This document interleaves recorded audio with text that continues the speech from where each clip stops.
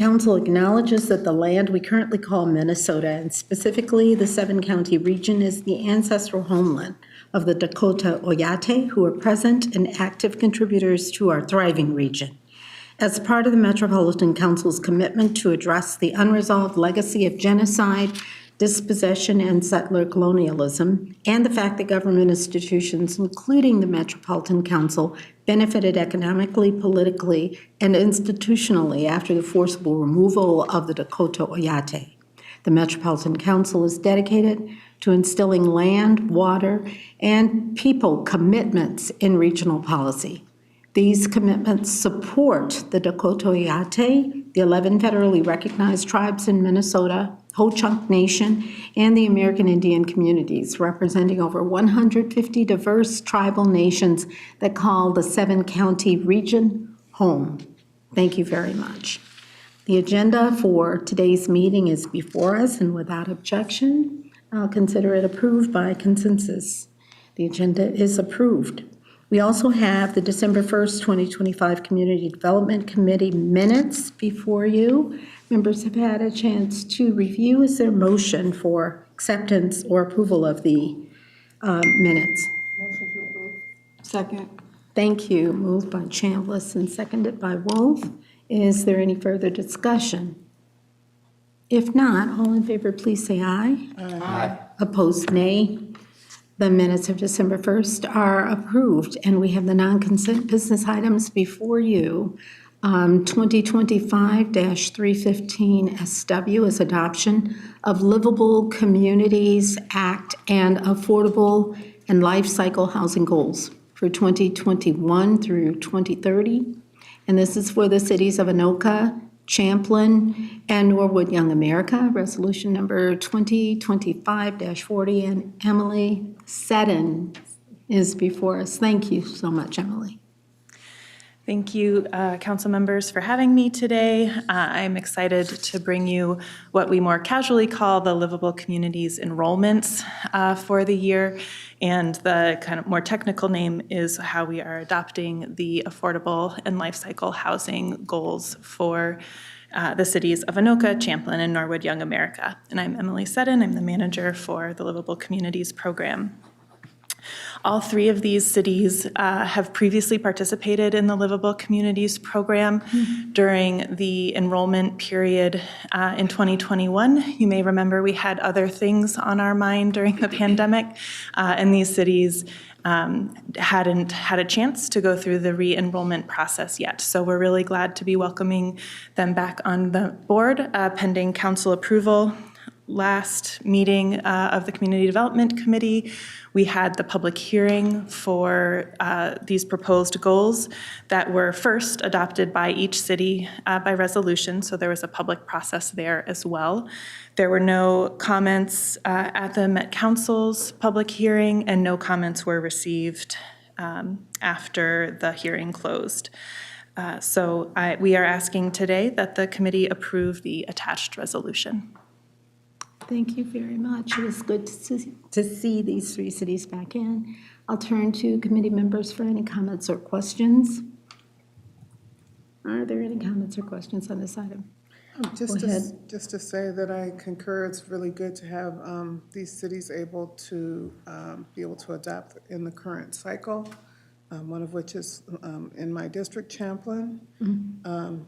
And I got a little bit more familiar with Norwood Young America as I traveled there a few weeks ago, or traveled through there a few weeks ago, so I know kind of where it sits as I was on my way to a consultation with Native American leaders in Morton, Minnesota. So glad to see that they're on board, and I have a little bit more familiarity with them now. Well, thank you very, very much for the presentation. We have no additional questions or comments from members of our committee, and so we will vote on this item. I'm sorry. Is there a motion? Thank you. Second. Thank you. Motion by Chambliss and second by Lee. Is there any other discussion or question? Thank you. If not, all in favor, please say aye. Aye. Opposed, no. And the motion has passed. Thank you very, very much. Next, we're going to move on to our 2025-318 item. It is funding recommendation for 2025 Round 2 Livable Communities Tax-Based Revitalization Account Grants. And Marcus Martin is here to share a presentation with us. Thank you very much, Marcus. Yes, and thank you for putting this item on your agenda, Madam Chair. I am Marcus Martin. I am one of the grant coordinators in the Livable Communities Act Grant Program. And I'll start with a little bit of background for probably our online audience, as you are all pretty familiar with the program. All of the LCA programs share some goals, including creating more housing choices throughout the region, supporting the growth of living wage jobs, improving connections between where people live and work and regional amenities like parks, and support for more equitable development outcomes. Next, we'll look at who's participating, and I'm going to skip ahead here to that slide. So participation in the LCA program is voluntary. We currently have 77 cities and 1 township currently participating in the program. As you just heard, a few more will be joining us next year. Projects located in areas shown in yellow in the map are eligible to apply. The applicants are cities, counties, or development authorities who partner with developers on individual projects.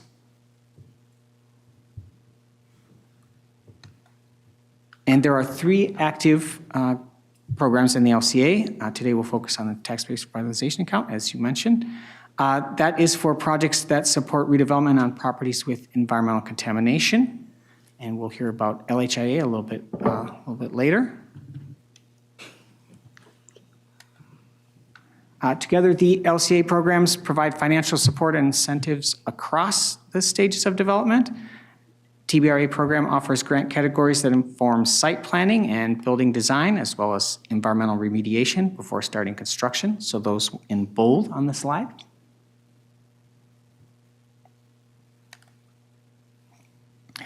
In February, the council approved up to $6 million to be awarded in 2 funding cycles. So that's a correction. I see that now. That's 5.5 here, but it should say 6.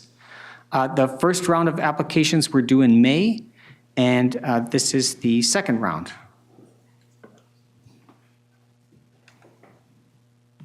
In each cycle, we offer 3 types of TBRA grants. Those are environmental site investigation, sometimes known as environmental site assessment, environmental cleanup grants, and seeding equitable environmental development grants, or SEED grants.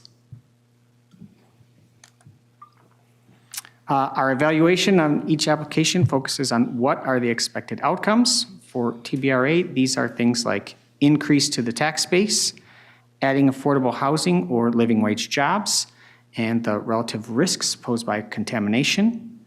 We also look at how thoroughly the project has conducted its community engagement and the qualifications of the development team, as well as their capacity and readiness to start with the project.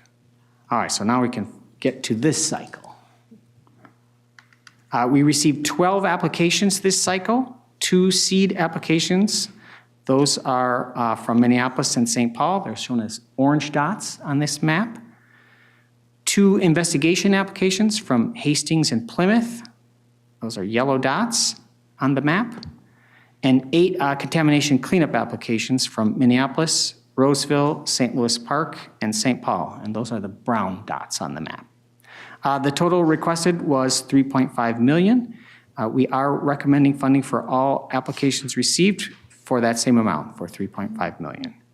So we can now go over the individual recommendations, starting with the seed grants.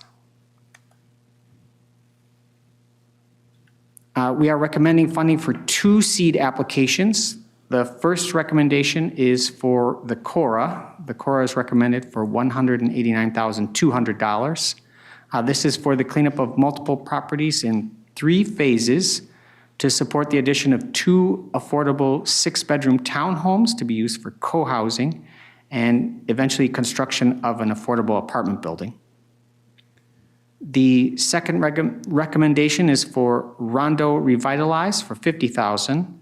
This is for environmental investigation to quantify the environmental costs needed for a new affordable multifamily apartment building. Next, we'll look at investigation. We are recommending funding for 2 investigation applications. The first recommendation is for a proposal from Hastings for the Gateway Bach redevelopment site in the amount of $55,300 to help assess the feasibility of potential future mixed-use development. And the second is for Plymouth for $150,000 to learn about contamination limiting redevelopment at the former Cornerstone Auto redevelopment site, and some additional funding for environmental investigation of sites to be identified later on.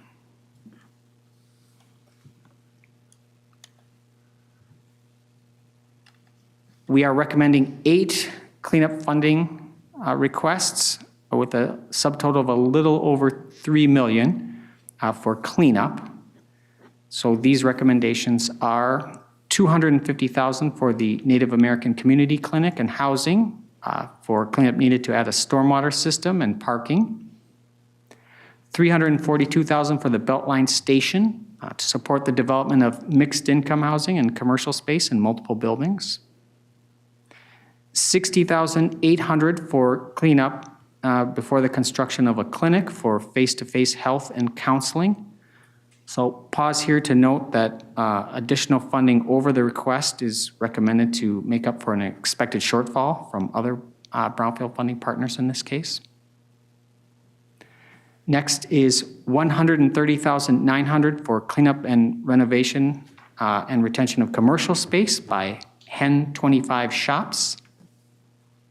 $325,000 for cleanup to provide new multi-tenant industrial space for the Twin Lakes Technology Center, and $432,700 for cleanup to construct affordable ownership housing for the Minnetonka Boulevard Twin Homes project.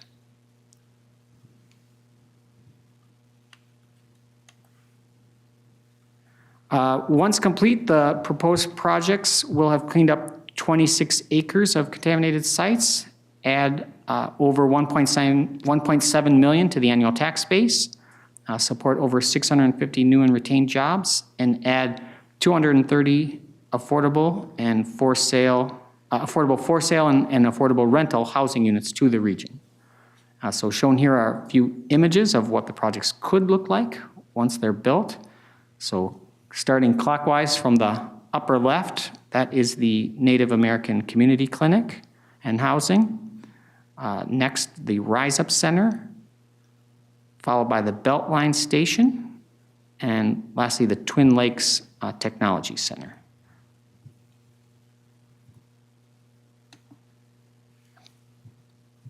In closing, the recommendation to this committee is that the Metropolitan Council award 12 tax-based revitalization accounts totaling $3,506,100 as shown in the business item, and authorize its Executive Director of Community Development to execute the grant agreements on behalf of the council. Thank you. Thank you very much for varied presentation of projects at different stages that promise to revitalize this community. I'll look to committee members for questions or comments. Go ahead, Councilwoman Chambliss. Yeah, I'm happy to see that we got a good mix with the different categories, and that we were able to accommodate some extra funding that was needed for one of the applicants. Nice also to see that there is some station area related development requests, which is good that they're taking advantage of that. I don't know that everyone does that, so it's good to see. Maybe it'll give other folks some ideas.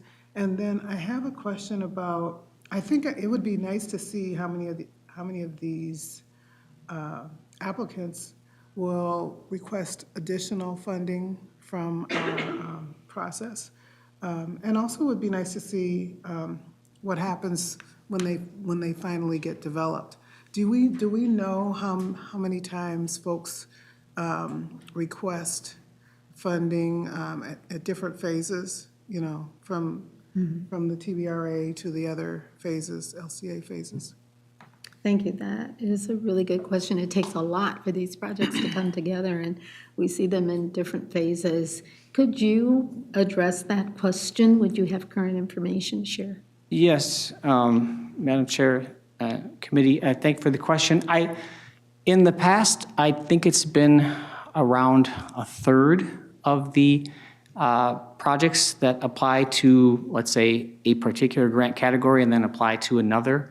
That is part of the motivation why we've made a lot of the suggestions for 2026, where we're consolidating those categories. In terms of past funding, you know, I neglected to mention that it looks like the Ham site for 1.5 million is not on this slide. That was. Yeah, it Is it? Is it on there? Yeah. Okay. Okay, maybe I just neglected to mention it, but Good, you're good. that's one that has received funding a lot of times over a series of years. Partially, it's the scale of the projects. Projects that are larger that can be phased, like that project, are going to come in more than once. And I think part of it is that going back to that original aspect of we are trying to support projects that where they start. And so sometimes if we get involved early, that does mean it's more likely that they will return. Yeah. Well, thank you very much. Go ahead. Yeah, thank you, Chair. I just have a follow-up question because I seem to have forgotten that there were plans to consolidate projects that could go through multiple phases. If I understood you correctly, can you explain how that works? Do they have to is there a question or questionnaire that asks, are you planning to do cleanup or additional development, or how does that consolidation process work?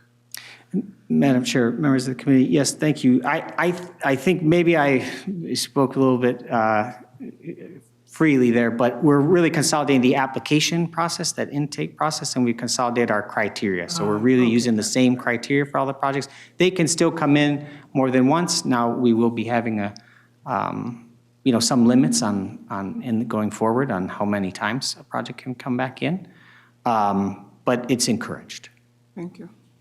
So if I am to understand it, that we are helping to figure out where in the process they might be. So in the application process also, are we asking them to identify, or are we helping to guide that through a particular phase? Madam Chair, I think that help comes more in the technical assistance, the calls, the workshops that we do beforehand, before applicants apply. Once they apply, we're asking them to kind of identify their area of need and trying to meet that development need. All right, that helps me. Are you good with that? All right, any other questions or comments? Go ahead. Just want to say Councilman I Linder. appreciate seeing the Twin Lakes Technology Center in Roseville being on the list. This is a site of Roseville that's been historically used for trucking and other industrial uses, so it just matches up exactly, I can imagine, with what these intended funds are for. So, and I suspect they may be back as well for future funding. Go ahead. One more question that I had forgotten, and that is regarding the Cora project, and that it has co-housing. I'm assuming that they're going to, that means shared housing, where there is common space that is shared. Could someone explain if that's the case or not? Thank you, please. Yes, Madam Chair, members of the committee, yes, my understanding is that they will have in those townhomes, they will have the tenants will have individual space and shared common space. So they'll have, shared kitchen space, that kind of sort of thing. But they'll also have their own private space. Well, that's really awesome, because I think, that serves multiple purposes for more affordability. It also has some socializing aspects, which are very important for, especially for some individuals. that need that social interaction, and it provides opportunities for more diversity in housing too, especially with the housing shortage that we have. So it'll be nice to follow the co-housing projects like that one. Yes, it will.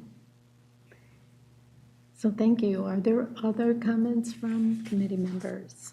Questions? All right.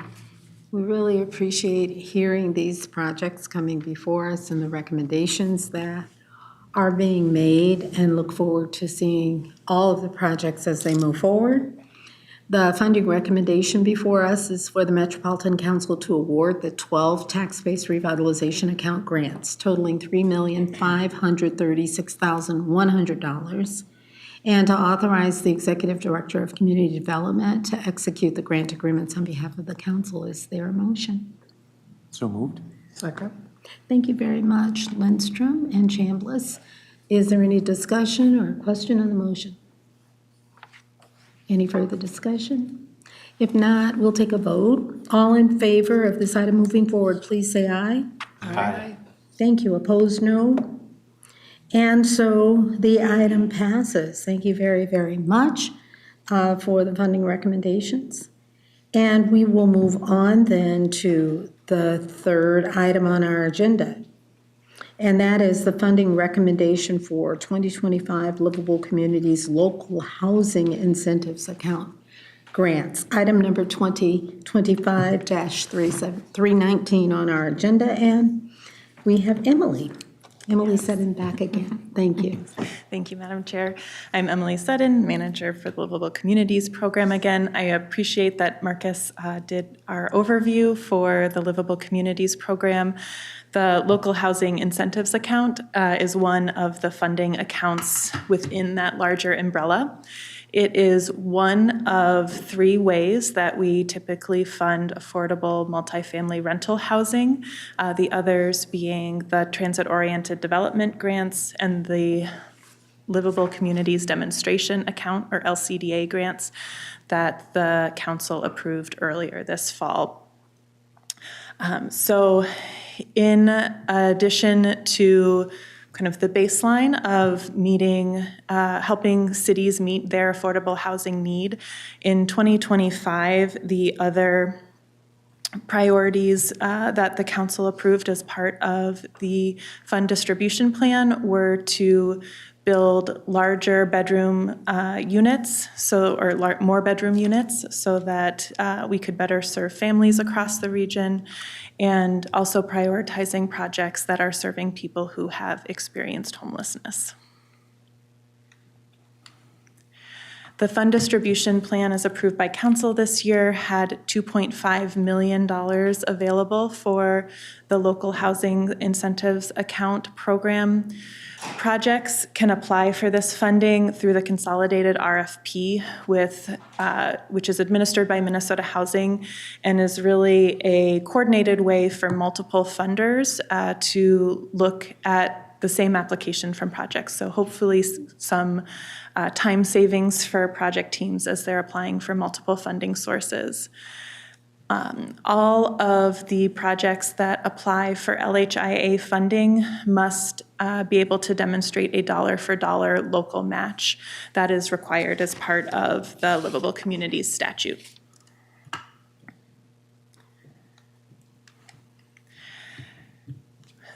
So the Met Council received notice through the consolidated RFP that 18 applications were interested in consideration for LHIA funding. This consideration is often dependent on other larger sources of funding that the projects may be eligible for. So after reviewing the applications and the kind of universe of available funds through the consolidated RFP, we have settled on a recommendation to fund 4 projects this year: the Heights Ridge Apartments in Columbia Heights with the Anoka County HRA as the sponsor, the Flower Exchange in Minneapolis, Ham's Brewery, specifically the East End Apartments in St. Paul, and Torre de San Miguel, also in St. Paul. A little bit about the projects. The Heights Ridge Apartments is actually a combination of apartments and townhomes, 12 townhomes, serving households that are living on about $66,000 a year. They also have units that will be specifically designated to serve people who've experienced homelessness or who have a disability. And they're also planning a lot of community amenity spaces, including outdoor spaces for people and families to gather. The Flower Exchange in Minneapolis, I think, if approved, will be our first involvement in an office to apartment conversion. And so the plan is to convert this mostly vacant office building into 110 affordable apartments, serving households that are making about $93,000 a year, going by this year's income guidelines. This project will also have a number of units that are reserved for people who've experienced homelessness. Located in right downtown Minneapolis, it's well connected to our regional transit system, and they are also planning community spaces, including a rooftop deck, to make sure that that outdoor space is available. The East End Apartments at the Hams Brewery site is one small part. You heard Marcus call it a phased project of this multi-phase project. It is also 110 planned units of new construction, serving families that are making about $79,500 per year. It's really been intentionally planned as a family-friendly space. So lots of thought going into the public spaces there, as well as having a number of units for people who have experienced homelessness or have a disability. Torre de San Miguel is a preservation project, so these apartments already exist, but are in really critical need of repair. They are over 40 years old and haven't had any substantial rehab in the last more than 20 years. So a lot of the work that will be done is really around modernizing and repairing some of the mechanical systems and common spaces. And this will also benefit the region's Housing Choice Voucher Program because most of the units at this property are utilizing Section 8 vouchers. So while that's the St. Paul Public Housing Authority's service area, not the Metro HRA service area,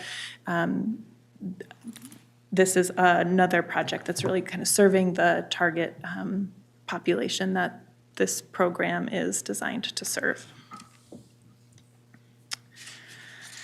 So the proposed action before you tonight is that the council award 4 multifamily rental local housing incentives account award grants, and that the executive director of community development be authorized to execute the grant agreements. And I'm happy to take any questions. Thank you very, very much for an informative presentation regarding these new units that we can look forward to as we see this moving ahead. Are there questions or comments? Go ahead, Councilman. Madam Chair, it seems like we have a different mix of applications than historically. It's, I mean, very much Minneapolis and St. Paul and not much from other cities. Do you have any thoughts on why that changed? Sure. Madam Chair, council members, thanks for that question. It's a good one. My suspicion is that the consolidated RFP funders, many of us have a priority for serving people who have experienced homelessness and really looking for deeply affordable housing that includes services. And so because of the priority, the way that multiple priorities are coming together from funders through the consolidated RFP, we see while any project can apply, more typically we see kind of the larger, the apartment buildings supportive housing coming through this consolidated process. And whereas the applications that come directly into the Met Council are a little bit broader because we're singularly focused on serving the whole region. And so I think one of the things that we have talked about through the program update as we align with Imagine 2050 next year is that we think we will continue to see the projects that have the strong supportive housing component coming in through the consolidated RFP, but that the way we, as Marcus mentioned, have created this single entry point for projects at the Met Council, we'll see a much broader range of projects still coming into us. So I expect that you'll be able to see more clearly in as we consolidate the timelines for next year, that we have a real wide range of projects from across the metro in our funding pools. So this account specifically, we got a lot of applications from Minneapolis and St. Paul. But I think Livable Communities program-wide, we're seeing a much bigger variety still. It is interesting to see that so many applications came in, and of course, we're able to fund a certain set.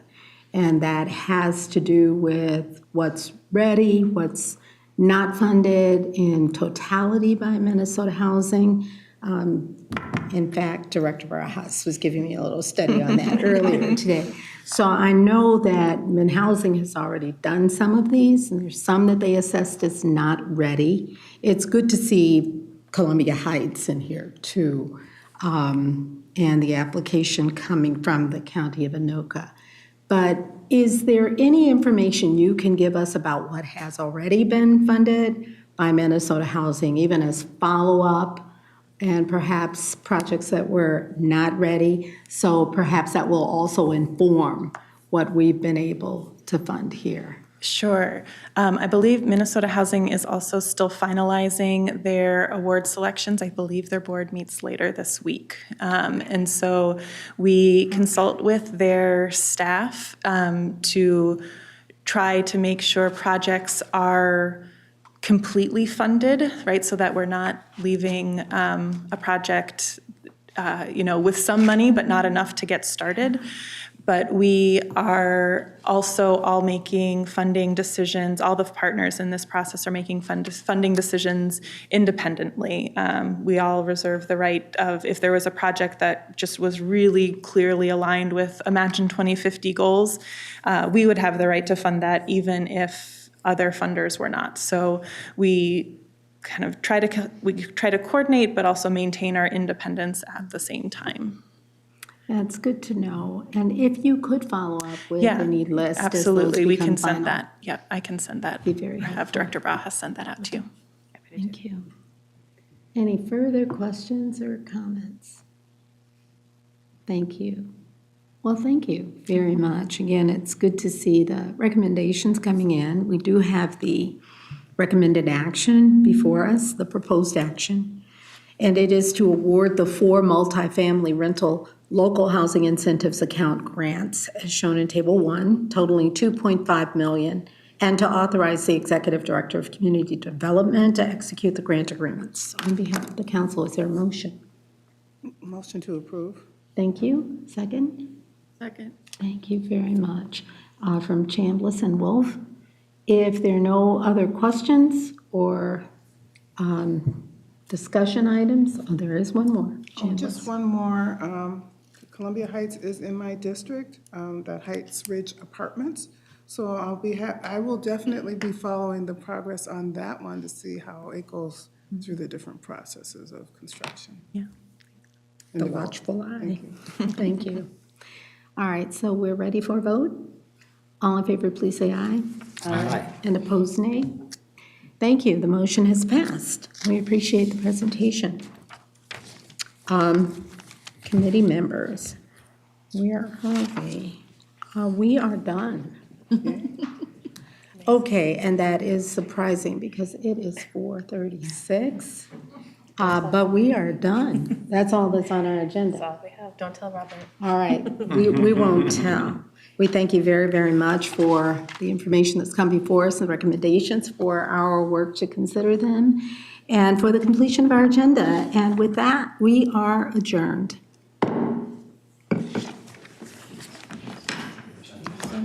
Is this the last meeting of this year? Our last meeting of this committee. Of this committee, committee. yeah, that's right, yeah. We still have to show up on Wednesday.